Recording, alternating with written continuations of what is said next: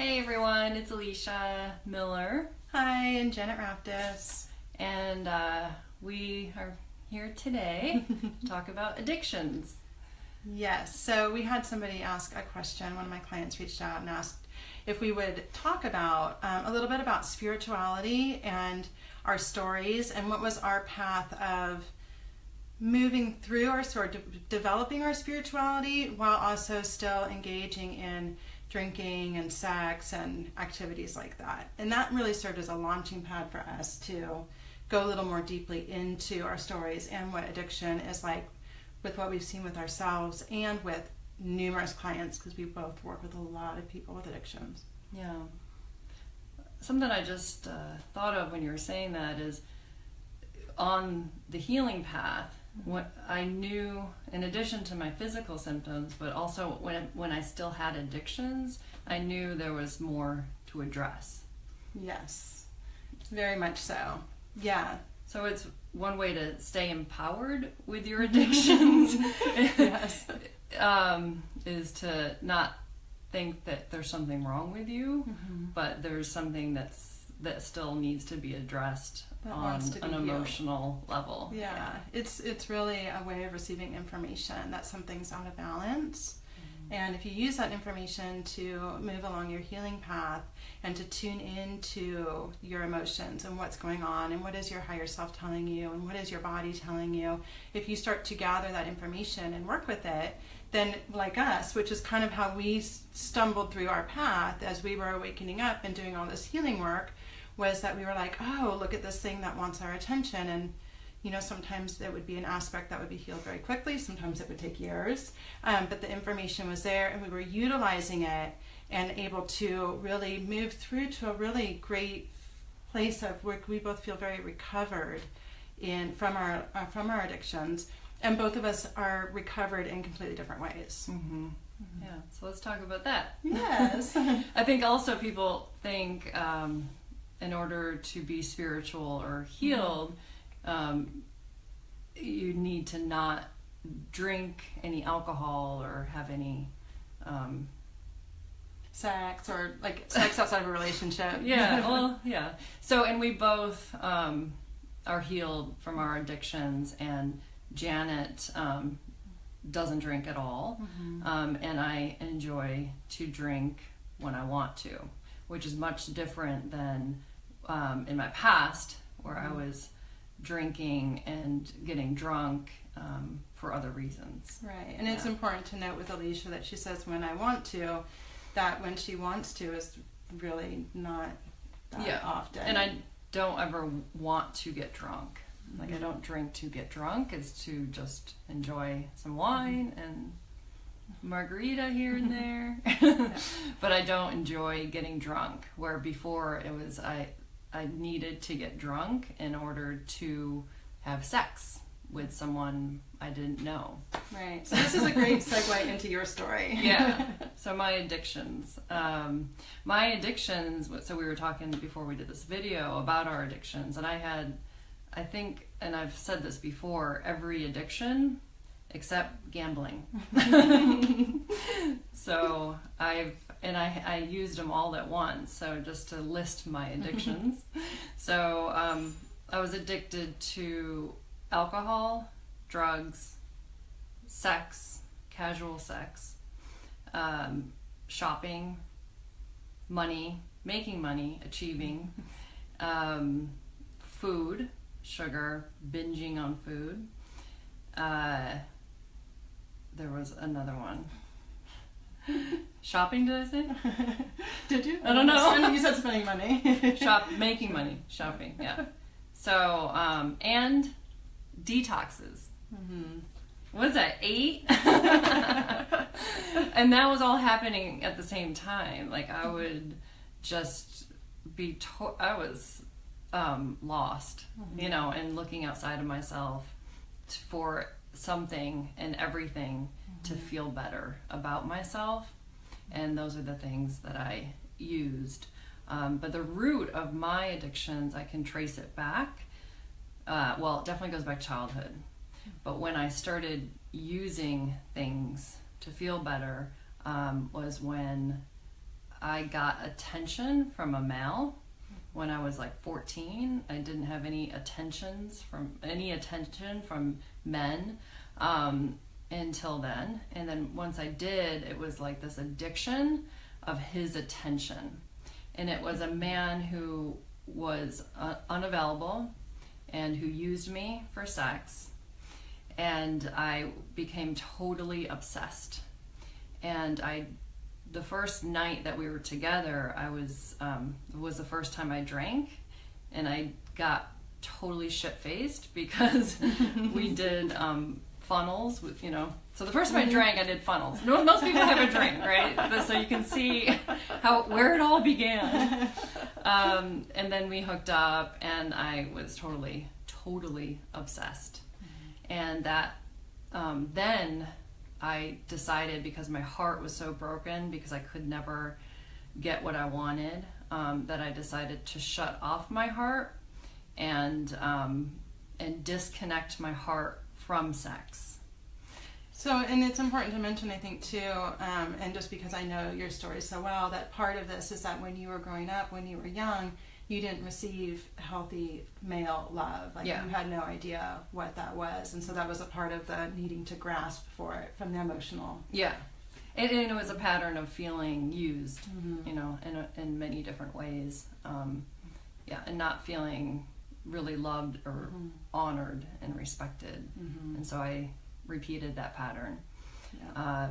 And it became an addiction to seek the love I was really, really craving. And I was looking for love in all the wrong places, all the wrong faces. So, and it's interesting, we were talking about it before this video. That was the hardest addiction of mine to heal from and to let go of. Because the unavailable men, seeking attention from unavailable men, and this is unconscious. It wasn't like, where's all the unavailable men? I didn't have to seek it. They came to me because it was this pattern that kept drawing me to it. But that it was an addictive desire and need of mine, was to like keep trying to get the love that I never got, and so that will never work. Like seeking it outside of yourself doesn't work. So I had to eventually do the work that I do now with clients on myself, and love my inner child. And then I was healed from, it wasn't just love my inner child. It was processing out a lot of repressed emotions. And then I was healed from all of my addictions. Yeah. So, and for me, my addictions really kicked in. My addictions were very chemical or mind-altering based. I was addicted to alcohol, drugs, cigarettes. I forgot cigarettes. Towards the end of my addiction, I used sugar. That wasn't a big part of my story, but it was the final part of my story. But I started drinking because I wanted to be heard. I wanted to be seen. I wanted to feel like I fit in. Because for me, a big part of my journey has been with self-expression and feeling able to be open. And also because I've always been so sensitive to the energy of others, alcohol and drugs was a great way, and cigarettes, of trying to establish boundaries and numb myself. And so I was really kind of coming at my addiction from both of these angles of numbing and at the same time wanting to be seen. And mine started with alcohol, quickly moved into drugs, and I was actively in addiction for probably 15 years. I had periods where I would stop and just be dry for a while, but super depressed during those times. And then I would start again. And then and when I was in my early 30s, when I got pregnant, I gave up all of my addictions from one day to the next, and started opening up, and was in a real roller coaster ride of intuition and depression and emotions all over the place. And I during that time is when I started my healing journey. And what happened was that I started, I went from being very agnostic to being very spiritual, but just being spiritual didn't heal my addictions. It didn't heal what was going on in me. And so even though I wasn't very often acting out, when I would have a drink, I would completely binge. So from the time that I was 33 to 38, when I actually got sober, I didn't drink hardly at all. But if I drank, I would often find drugs if I could. I would smoke cigarettes. I would, engage in all of these addictive, it was like, there was no just one. It was like, it was all or nothing, and so I was going through this healing process and working with this and understanding that my addictions were really telling me where I was hurting, but also feeling a lot of shame and judgment around myself during that time of, why can't I control this? What's wrong with me? I should be doing better than this. I'm doing healing work. I know better, and all of these things. And it was a long process for me of getting back into my body and eventually doing the emotional work, the same work that Elicia did, that ultimately, when I quit drinking, at the time that I quit drinking, I was only smoking when I drank, so it wasn't all that much. But then as I quit drinking, and so I quit smoking because I wasn't drinking. But about 2 weeks into sobriety, I started smoking full time again, and I smoked for about a full year, full time, hating every single cigarette that I smoked, but needing to have something because I felt like I didn't belong and I was an outcast and all these things. It helped me to make friends, I felt, if I could have a cigarette break with everyone. And then I got hypnotized and I gave up smoking. Me too. And then I started obsessively using coffee and caffeine, and then I gave up caffeine and I started binging on sugar. And then I was like, oh my God, there was something really serious going on and I need to It's figure not this the alcohol. out. Yes, exactly. There was something bigger going on. It wasn't the alcohol, right? And I think we both got to that point of recognizing, as we were being present to the process and more present as time went on, as we did more healing work, that there was a component, a root cause of these addictions that was not being addressed. And that no energy addressed. I mean, it could help. It helped me tremendously, but it didn't get out the root. The hypnosis didn't get to the root. The EFT didn't get to the root. What got to the root was looking.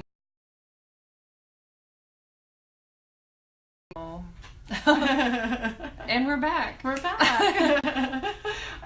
It just paused for a minute. I don't know what happened. So we don't know where we were. But getting to the repressed, root. The root, the repressed emotions was what actually allowed the pattern of addiction, the reason that I was engaging in addictive and hurtful behaviors, what allowed that to shift for me into a way where I just I don't want anything, like for me personally, like the thought of putting something mind altering into my body is uncomfortable to me. I have no desire to do it. Yeah. And I think, so we're talking also today to give everyone both sides, not both sides, but how it can look is going to be different for each person. Like why you have addictions is different. And a lot of people think they just have a gene, or it's a disease. What our experience is we may have tendencies to be addictive. There's addictive tendencies, but it's in the past. Right? but you're not an addict for life. You don't. It's a symptom in many ways. It is. Addiction's a symptom that there's something else going on that wants to be addressed. Yeah. There's a root cause in there, and if you look at the root cause and you get to the root cause and you heal the root cause, there's no need to. Yeah. So that's what I was going to say. So we both arrived at the same place, and it looks different. So Janet arrived to, I have no need to put anything altering in my body ever again. And I've arrived where I don't need anything, and I choose to have what I want in a very moderate way.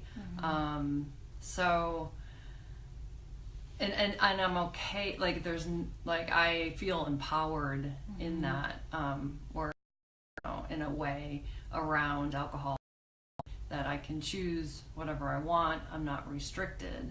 I was powerless over a lot of things that I used at different points in my life. You know, men. Food was a big one for me. You know, I would just be taken over with cravings. Some of it was around candida, but it was really around my emotions. So, you know, I had gone through healing myself from candida, and an overgrowth of candida can cause sugar cravings. And a lot of people kind of put their sugar cravings on the candida, but it really, I could see I was taken over by these intense cravings that were emotional needs of needing to be numbed or comforted. And I didn't have any awareness around what that was all about during that time. But when I wasn't drinking, I stopped drinking during my healing phase of candida for a year and a half. And I did slip up like a handful of times. And when I did, it was all the same pattern, you know, binging on drinking and then ending up with a guy who I didn't know. And so I saw that I just couldn't drink at that time. I saw the pattern. The eating, the binges were happening, and it felt like out of my control. Until I met an emotional therapist, and she helped me access my anger and process out my repressed emotions. And then I started to make shifts, but it took a very, very long time. I still dealt with binging and purging and emotional eating, even after that initial session. And I did a ton of healing work when I got back to San Francisco after Thailand.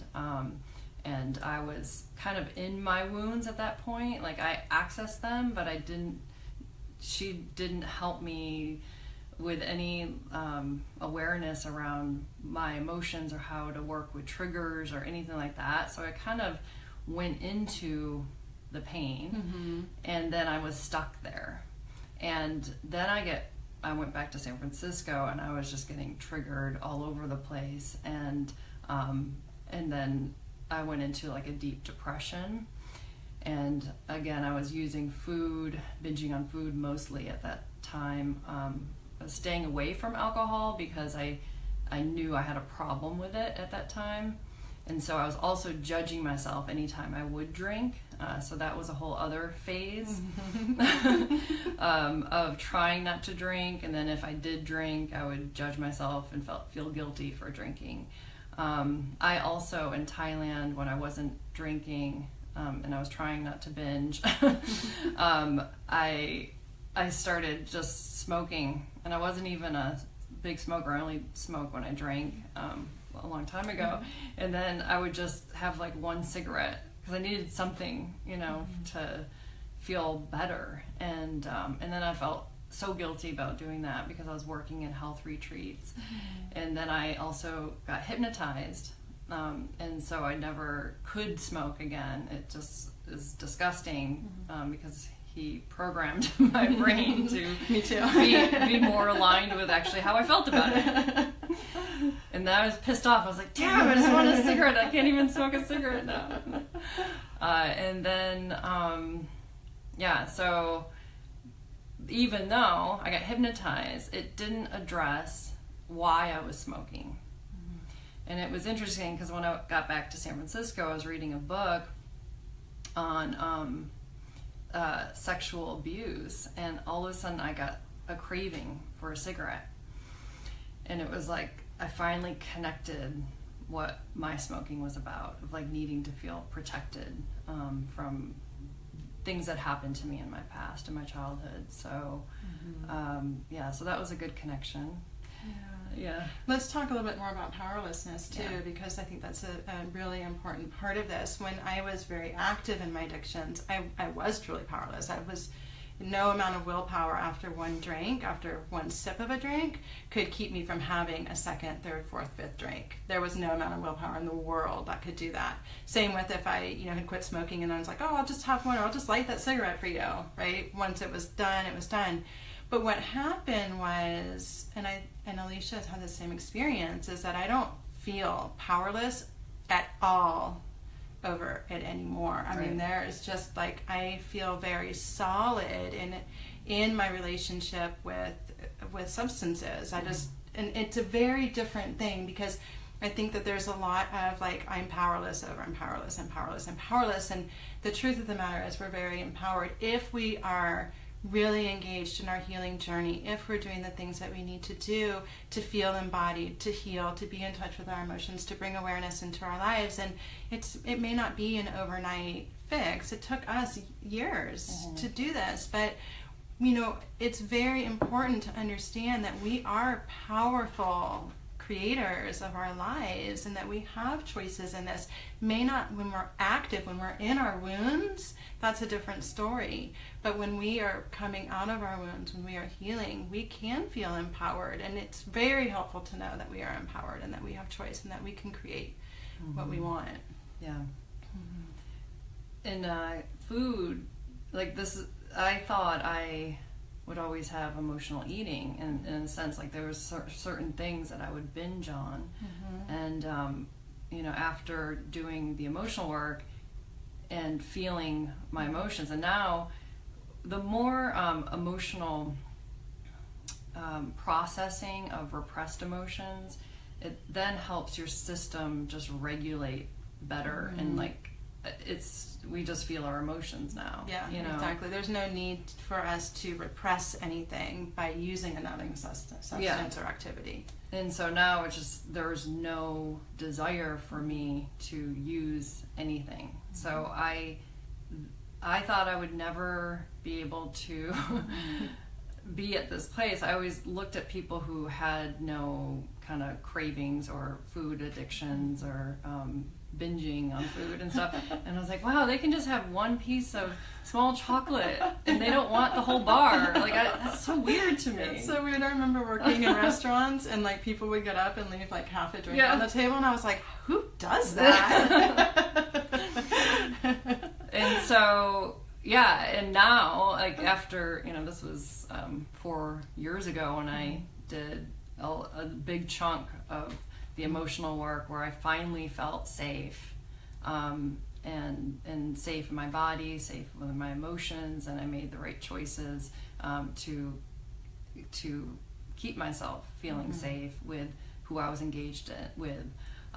Then I have had no cravings and no binges on food since then, and so now it's like, it doesn't matter what's in my house. There's no, like, I just feel like a completely different person. So there's just no... Yeah, and like we said before, everybody is different. Everyone's going to have a different journey with this.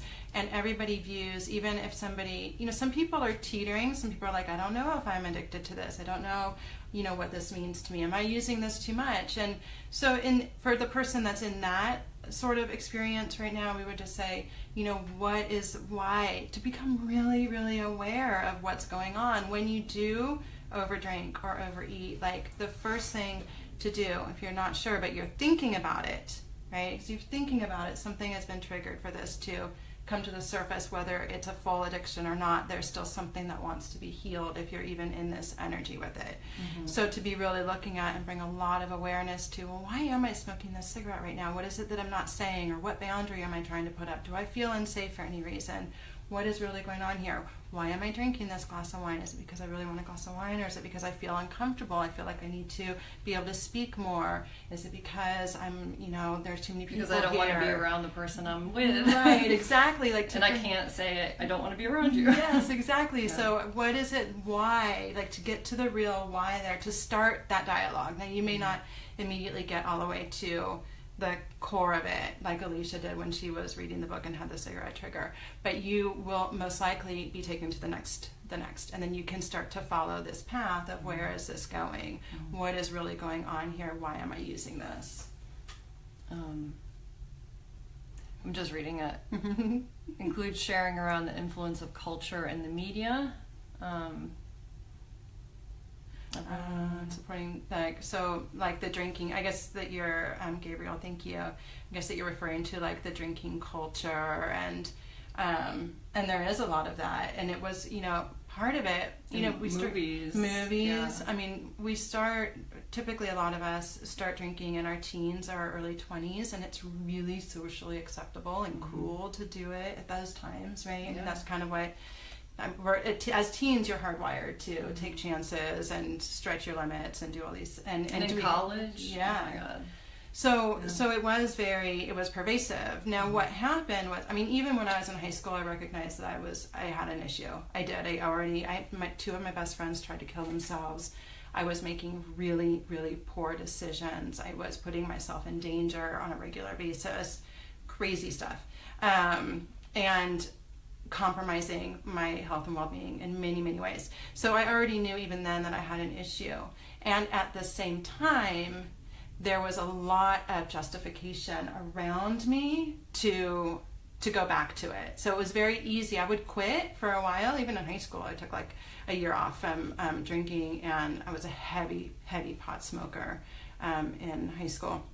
And I took time off and actually never went back to pot after that. But it was so easy to come back around. It was so easy. I was like not sleeping well. I had anxiety. I was depressed. And I was like, well, I'll just stay after work and drink. Yeah. That's what everybody else is doing. In a way, though, addictions help us. Mm-hmm. You know? They do. They serve a purpose. Yeah. I think they helped me be able to function. I would have been depressed, and maybe that would have led me to therapy, you know, earlier on, or maybe I would have killed myself. I don't know. Yeah. You know? But it was numbing me enough to feel good, to be able to live my life. Yeah, absolutely. Gabriel was saying, as they say in AA, people, places, and things, and this is so true. So, but the difference now, Gabriel, for me anyway, is that I'm no longer triggered by people, places, and things. Now, when I was still in my wound and I was very active in my addictions, even if I was not using my addictions, I was still very in my addictive state. People, places, and things all triggered me. Now, I'm not triggered if I'm at a place where people are drinking, or if I'm even around people that I used to hang out with are drinking. I don't choose to be in those environments very often. I do not want to hang out in some of the bars that I used to hang out in or do that. But if I'm in a group of friends that I used to party with, and I'm hanging out with them, it doesn't trigger me in the same way anymore. Yeah. At all. It's just like, oh, everybody's drinking and I'm going to go home early. Yeah. It's a turn off to me. It's a turn off. Yeah. Even though I drink, like any addictive behaviors is a turn off. You know, or being around it doesn't feel good. Right. I was also addicted, something else I want to talk about, to cleansing, which is another thing I have no desire to do. And it's like this coming back to myself and loving myself. It's like it's just through and through my body, there's a feeling of I can never do something that's bad for me again, or feels punishing in a way. I think I was driven to behaviors to punish myself because of the shame.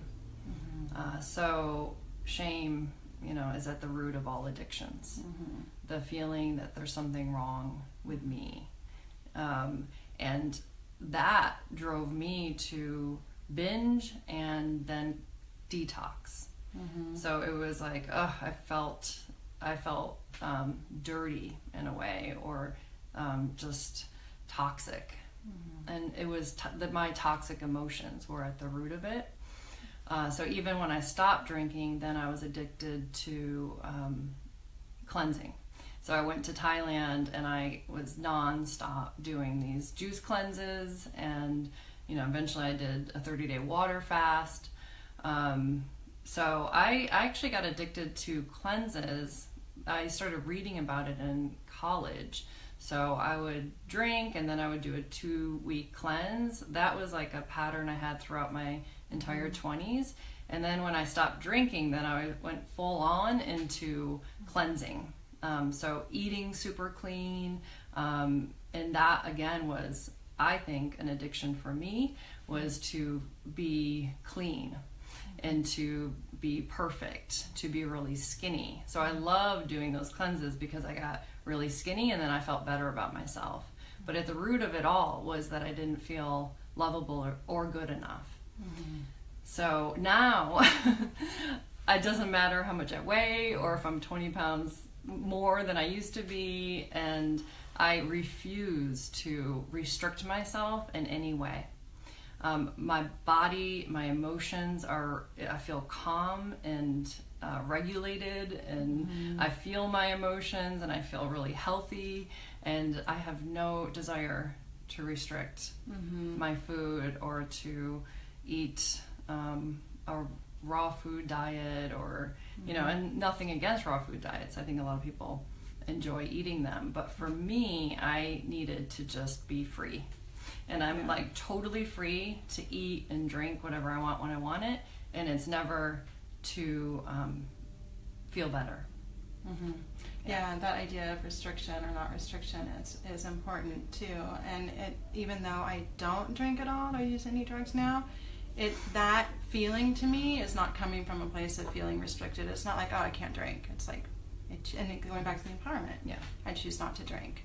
That's not the way that I personally wish to live anymore. So I think all of this is coming back to just healing the core shame, because that was the thing that drove me. It's almost like there's like an addiction to the shame even. I set myself up to have shaming experiences through my abuse of alcohol and drugs. I would do things that felt out of my control. I would act in ways that didn't feel comfortable. I would do things that jeopardized me or other people. And then I would wake up the next morning and I would feel horrible about it. Like, oh my God, I can't believe I did this. I can't believe I spent that money. I can't believe blah, blah, blah, blah, blah. All of that. And then it would start the cycle of shame all over again. So it was like my first thoughts in the morning were shameful thoughts when I was drinking and using. That was the first I woke up. I woke up in shame. And so I would, try to escape the shame and go to pass out at some point and wake up with the shame again. I was definitely in the cycle of shame until I healed the aspects of myself that were experiencing the shame. My last addiction that was the hardest, it was unavailable men. So that was I think that's where it started, So it's interesting. Everything else, I don't know. It was like a symptom. Yeah. But yeah, so my last addiction was with a guy who was completely unavailable, and I could not say no. Like, it was a year and a half of a weekend, an intense weekend, and then trying to push him away for a few months, and then he would say something and I would go right back, and he was so not good for me. And I couldn't stop thinking about him. I couldn't stop being with him no matter what I did. And that's when actually my symptoms came back, because it was like, hello, you're not listening to yourself, will you listen to your body? And so that's when I did the true, inner child work, where I had to finally learn how to love myself and to help myself feel safe. And you were still feeling a lot of shame around drinking at that time. I was still feeling shame around drinking, and I still binged on food. So all of that was related to not feeling loved and safe, and I had more repressed emotions to feel. On the upside, we sort of became closer as a result of that relationship. Yes. That's when Janet and I were working together, and you were in a similar relationship. So do you want to see if anyone has questions? Yeah. Let me open it. Yeah.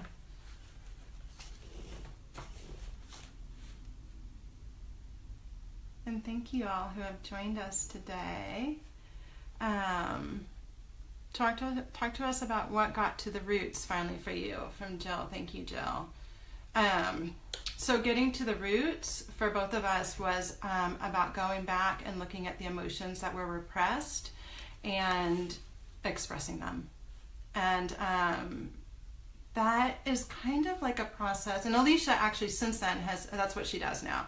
This work that we did sort of in tandem about 4 or so years ago, helped to form the basis of what she's doing now. And what it was looking at what is really going on here.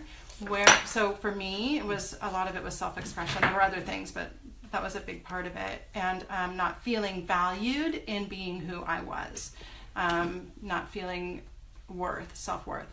And so for me, it was going back to, well, where did that come from? Where in my life, when I was younger, did I not feel valued? Did I not feel heard? And it was honestly accessing those places and then accessing the emotions, especially the anger that had been there. And let me tell you, I did not want to express anger. I grew up in a very emotionless environment. Anger was not something that was expressed in our house. It was there. It was under the surface, but it was not expressed. And so I had no relationship to it other than fear of it. So this was a very difficult process for me. And so I had to be really honest, and I had to want it. I mean, I really wanted it. I really wanted something in my life to change. I was sick of my shit. I was really ready for it, and nothing else was working, right? Everything else was helping, but it wasn't working. So it was that sense of bringing total awareness into it and being really honest with myself and being really, like, showing a lot of humility with myself so that I could access the truth of my emotions and process them out. And it really did involve screaming, being like, hitting pillows on the bed, punching the pillow. It involved a lot of primal emotion activity.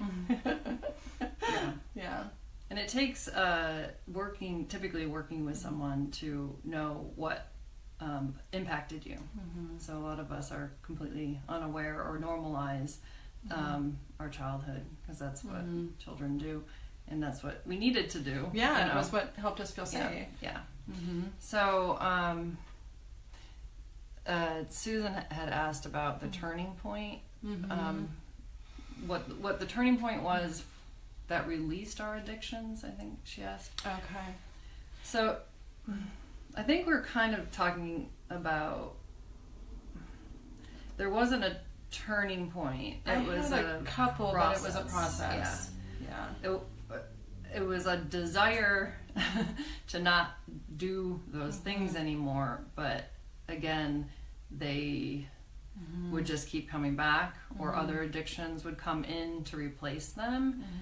Other addictions are just, ways that we avoid feeling, or numbing behaviors, or things outside of ourselves to help us feel better about ourselves.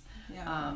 And so, like Janet was just sharing, I think it just was a constant desire to not do those things anymore and get to what was causing them. And both of us kept on searching for, we were persistent. Yeah. Like with ourselves.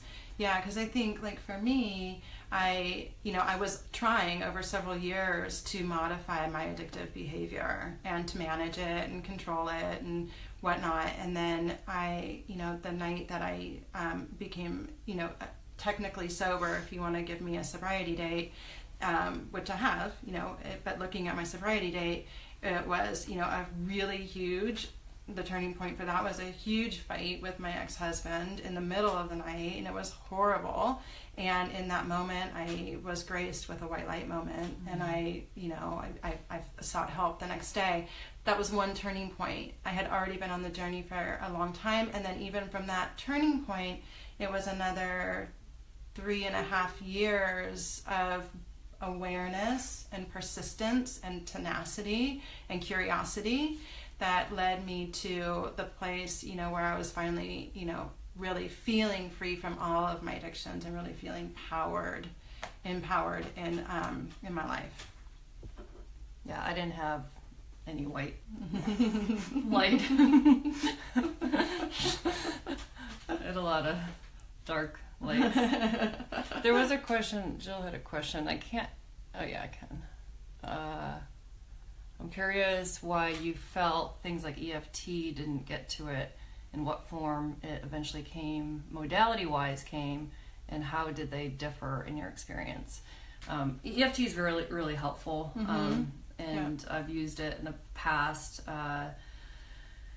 and it's not what got to the root is for me, and I think for yourself, of just reparenting ourselves, expressing the emotions, like processing the emotions is different than tapping.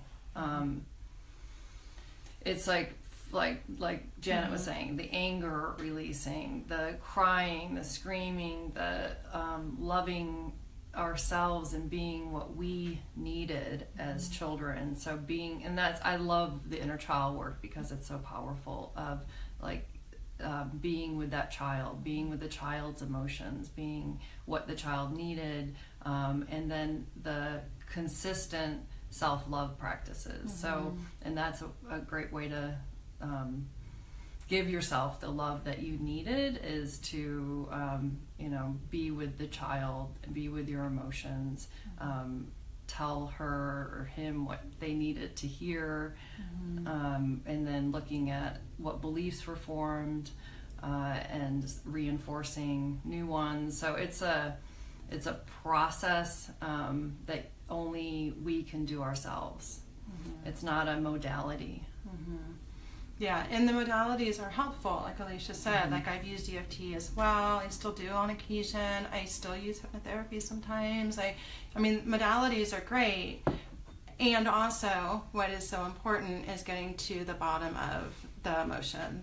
Like the emotion, even what I noticed in my energy healing practice over the course of doing it for years, was that what the emotion wanted was to be expressed. That was what the emotion wants. It doesn't really... It's not as responsive to tapping or just energy work or hypnotherapy. It helps. Those can help to alleviate, but the emotion, the energy of the emotion, energy in motion, if it becomes lodged in your body, and it has a desire as energy in motion to emote. Right? That's what the emotion wants to come out. It wants to emote, and it is information for you. It's information about this thing that happened to me was not right. Being raped was not right. Being violated was not right. And not being heard was not right.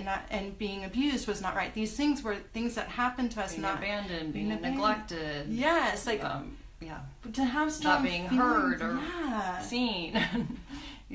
Those emotions, they were repressed because it was unsafe to express them in the time, but they have information for you that can help you to understand that what happened was harmful to you, and that it is still creating harm in your life. And when you pay attention to those emotions, when you give credence to those emotions, when you bring your awareness and your heart to your emotions, and you give them voice, then what happens is you start to feel the empowerment. You release the shame. Yeah. It's validating your experience and not internalizing it anymore. Yeah, so. Exactly. Right, because shame lives in secrecy. Yeah. Like, shame loves secrecy. And so when you pull that out, when you really express it, the shame has the shame can't survive in the light. And we work with a lot of people with, I do, and you do as well, with addictions. They're still struggling with them, and other things, just patterns, unwanted patterns, and physical symptoms that are all related to the same thing. So once you do that emotional work, and you're supported through your own process, and you learn how to do it yourself, then everything else can fall away. So there was another question, and then we can wrap it up. Have you found a significant link between our age and our readiness to heal? I haven't. I work with a lot of people in their 20s now, so I have a good amount of clients who start doing the work when they're 19, 20. And I have clients in their 60s, and I had one in her 80s. So I think I'd say with me. Any differences between millennial? It got cut off. I can't see the whole question, but there are definitely, I think, the younger people are more spiritually open. or intuitively open in a way that our age bracket wasn't until later, because there is more openness now, and because it's talked about more. Yeah, when I started there's the internet. Right. We didn't have the internet. Right. All this we didn't stuff have videos. Yeah, so they're able to really access it earlier, and they are very open to it in a way that that can be harder for older people. But even that said, I'm noticing a lot of women in their 40s that are starting to experience an awakening at this point in time, and I think more people are just awakening now across the spectrum. In all ages. Yeah. You want to address Laura's post? Sure. My sponsor said only someone so self-absorbed would want to use my father's drugs. I'm telling myself over and over how awful I am. I thought, okay, so it's not self-absorption. It's more a sense of being in the wound, and I would also say that there's a lot of shaming in that statement, because what's happening is that you're going through an extremely difficult period where your father is getting ready to transition. So you're experiencing a load of grief, and you're experiencing a lot of having to make really, really big decisions, and there is a lot going on, and what's happening is that some of your wounds are being triggered. And as your wounds are triggered, what's happening is that you are looking around you at a way to alleviate the pain. Yeah. Right? So there's nothing wrong with what's happening. And I would just, I'm going to turn it over to Elicia here, because I think more about what would be helpful for you now would be going into action to empower yourself. Action in terms of her emotional work, yes. I was like, not the action that you want to do, or that you're thinking about, right. Not that you want to do it. I do think, Laura, that you don't want to, and there's a sense that you don't have control over it, but you do, and so just turn that into your desire to feel your emotions instead. So, my suggestion would be to journal about how you feel. You could write about, the sadness. You can, let yourself cry and grieve, and, just voice out loud if you want of like how scared you are. And any anger you feel too. It's totally normal to feel anger at a moment like this, and yet we're taught that it's not. So if that's there, feel that too. So it's not about the drug. Just know that it's about your emotions. Like, just focus on feeling your emotions and being real with everything that you're going through right now and how hard it is on you. And maybe there's a little girl who just wants to be taken care of, and you're scared. And so be with her emotions, and be compassionate with yourself. Because you're in a very human experience right now. Yeah. And if you want more support, please reach out. Yeah. And we love you. We love you. Jill said she was thinking about EMDR. Okay. Yeah. Right. So EMDR is a great modality for trauma. I haven't used it, but I know some people who have. Doug's actually trained in it. He doesn't do it anymore either, but I think it's great for trauma, and it still doesn't help with the process that's still needed to do on your... it helps with the process. It's not the whole thing. So there's still a need to do your own process even after EMDR, so... And we want to be really clear that we're not criticizing any modalities, because there are so many really helpful modalities out there. And all healing is healing. All healing is healing.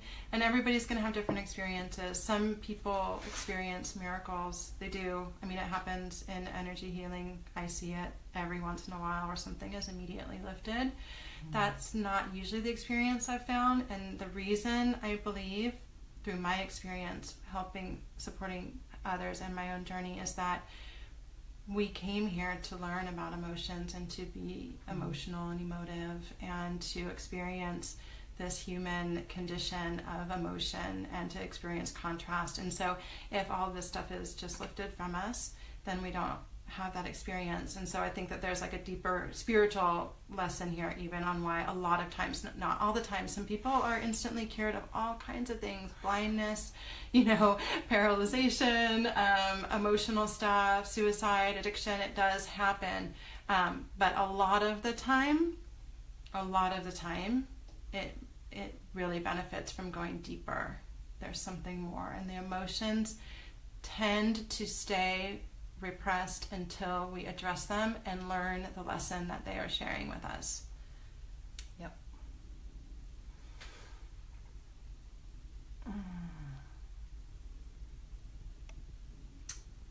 Please speak about the inner child and sex addiction or shutdown.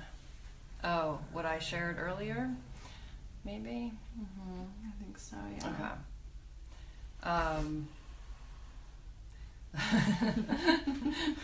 Well, in order to not feel the pain I was feeling, I don't know if this is a personal question for me, but what I shared earlier was around when kind of all of my addiction started was when I got attention from a guy when I was 14 and who was unavailable, and then that became an obsession, and then I would start to seek that it became an addiction. So I was seeking that attention through sex. And then it was so painful to not feel loved and desired because he was unavailable, and then all the other ones were, everything else from there, that I closed my heart. And then I shut off the connection between my heart and sex. So then I was free to have sex whenever I wanted, with whoever I wanted, and it didn't affect me. Yeah. But it did. And then eventually I did a lot of healing around my heart, actually in a couple family constellations, which was really helpful in Thailand. That helped me process out the pain. It wasn't the pain from that, actually it was other pain I was carrying, and I just couldn't take it all, so I started feeling it. And he used EFT, actually. So that was another helpful, because I had so much emotions bubbling up that I had to help process them through that. But the inner child, so the last addiction was with, another unavailable man, or the hardest one to let go was the unavailable men.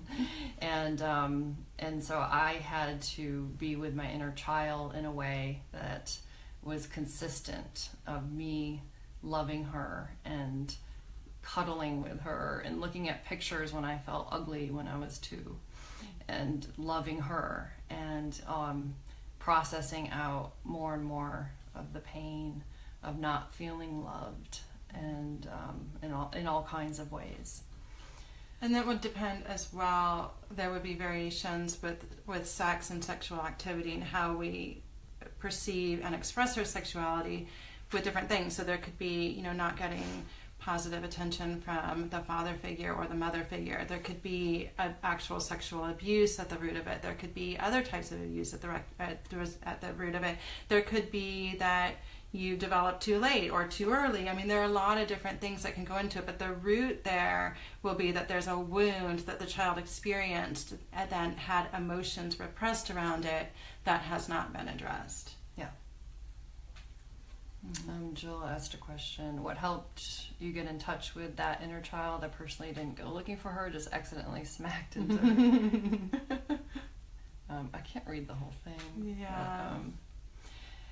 But, I had to go looking for her. Actually, Janet...